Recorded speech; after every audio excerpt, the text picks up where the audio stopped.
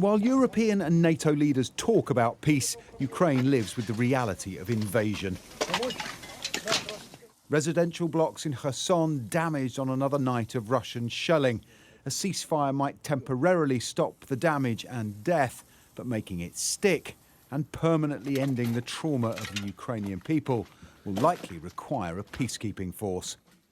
The UK and France are the only nations to publicly commit to sending forces to Ukraine. Scandinavian NATO members, Norway, Sweden and Finland, could commit too. But Italian and Spanish governments have ruled out sending troops, and the Baltic states will be reluctant, given their need to protect their own borders with Russia. Australia and New Zealand, already security partners of the UK, might be persuaded, as might Canada, a NATO member.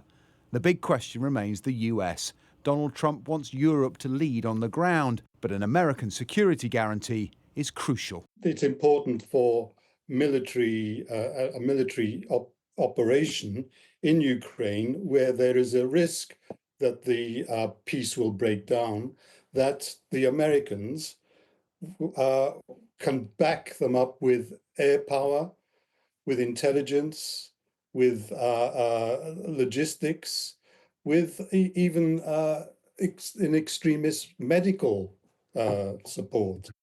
It's more than 30 years since British troops were deployed in a European land war, joining the UN peacekeeping force in Bosnia. A deployment scheduled for 6 months lasted 15 years. Standing in the way of a nuclear power and the will of Vladimir Putin is a far larger commitment. This is very different to the Balkans because it is not a neutral endeavour in this case. It is part of helping Ukraine with whatever it decides to do in the future and forestall a further or repeated Russian invasion. And there's a whole separate discussion there about, is the ceasefire that's being put in place actually quite a fragile thing? Footage released by the Russian military claims to show Sudza in the Kursk region reclaimed from Ukrainian forces this week. Until a ceasefire becomes reality, the scramble for territory goes on. Paul Kelso, Sky News.